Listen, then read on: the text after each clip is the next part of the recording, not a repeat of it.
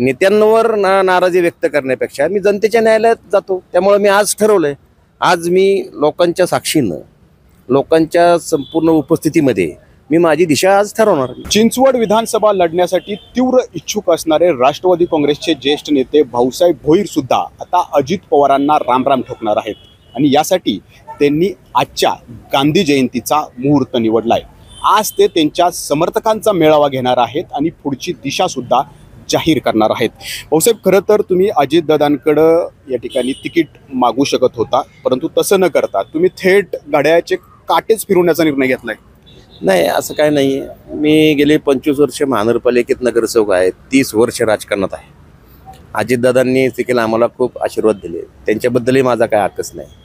2009 साली मला अधिकृत उमेदवारी मिळाली होती, माझा विश्वासघात करून मला पाडण्यात आलं, त्याचं उत्तर आजपर्यंत मला भेटलेलं नाही। तरी माझा कुणावर आक्रोश नाही, कारण का शेवटी असं आहे की आपल्याकडं काही गुण नसेल असं त्यांना वाटत असेल, त्यांना जो अपेक्षित गुणात्मक दर्जा जो आहे तो माझ्यात नसेल, तर आपल्याला इतक्या वर्ष काम केल्यानंतर ह्या शहराला एक सांस्कृतिक शहर बनवण्याच्या दृष्टिकोनातून प्रयत्न केल्यानंतर मग मी जनतेच्या न्यायालयात का जाऊ नये, मी जनतेलाच विचारतो। अपेक्षित गुण म्हणजे कोणते गुण जे आहेत ते इतरांच्या नेत्यांमध्ये दिसत आहेत म्हणून त्यांना संधी दिली जाते, तुम्हाला डावललं? आजपर्यंत तेच मला समजलं नाही की कोणते गुण हे नेत्यांना अपेक्षित आहे। या शहरामध्ये जो दडपशाही, घराणेशाही, भ्रष्टाचार ह्या सगळ्या गोष्टी चाललेल्या उघड्या डोळ्याने मी पाहत आहे आणि ते सहन करण्यापेक्षा, नेत्यांवर नाराजी व्यक्त करण्यापेक्षा मी जनतेच्या न्यायालयात जातो। त्यामुळे मी आज ठरवलंय, आज मी लोकांच्या साक्षीनं, लोकांच्या संपूर्ण उपस्थितीमध्ये मी माझी दिशा आज ठरवणार। खरं तर तुमच्या समोर अनेक पर्याय आता आहेत, कारण तुम्ही तर ठरवले अजित पवारांना सोडचिठ्ठी द्यायचीच। मग तुम्ही तुतारी फुंकणार की मनात मशाल पेटवणार की अपक्ष लढणार? काय आहे आता भाऊसाहेब भोईरांची पुढची दिशा काय आहे?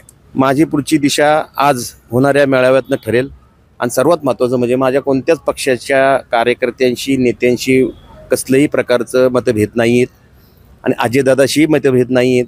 मी कुणालाही दुखावून चाललेलो नाही, माझ्यावर अन्याय झालेला आहे ती वाचा फोडण्यासाठी चाललेलो आहे। मला सर्व पक्षाचे दरवाजे उघडे आहेत। अजितदादांकडे मागितली होती उमेदवारी? मी पोटनिवडणुकीत मागितली होती ना उमेदवारी, तिथं मी त्यांच्या सर्वेमध्ये बसलो नाही, माझा सर्वे खूप खराब आला असं म्हणतात सगळेजण। त्यामुळे त्या सर्वेचा मी स्वतःच सर्वे करायचं ठरवलं आहे। आता स्वतःच्या सर्वेत काय आलं? स्वतःच्या सर्वेमध्ये लोकांचा सगळा उत्स्फूर्तपणे गेली 4 महिने मी काम करीत आहे, 1 लाख लोकांना भेटलो, माझं उत्तर मला प्रश्नाचं मिळालं ते आज उत्तर देईल मी। अजित पवारांशी बोललेला आहात आज घोषणा करण्याच्या आधी? माझ्या सर्व नागरिकांशी, माझ्या मतदारांशी आज चर्चा झाल्यानंतर मी अजितदादांची भेट घेणार आहे। तर पिंपरी चिंचवड हा अजित पवारांचा बालेकिल्ला मानला जातो, मात्र याच बालेकिल्ल्यातील त्यांचे समर्थक एकापाठोपाठ एक त्यांना धक्का देत आहेत। आता भाऊसाहेब भोईर सुद्धा अजित पवारांना धक्का देण्याच्या तयारीत आहेत। नाजिमुल्ला, एबीपी माझा, पिंपरी चिंचवड। एबीपी माझा, उघडा डोळे बघा नीट।